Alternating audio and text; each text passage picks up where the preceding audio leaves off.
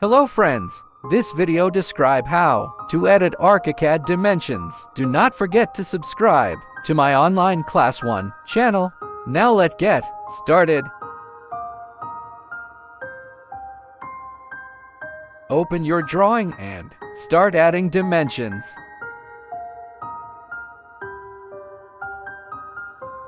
Here I am adding dimensions on my plan. To add dimensions, click on Dimension Specify first and second point. Double-click and locate your dimensions.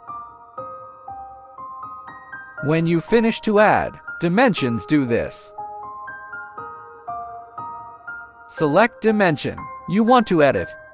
Right-click, text setting. Type the text you want here. We are done. Click OK.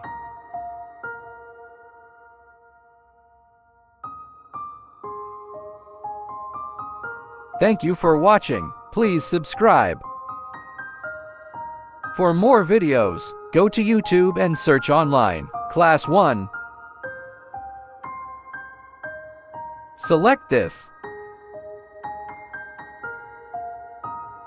Subscribe. And then you are done. If you like my videos, please share and leave a comment. Thank you.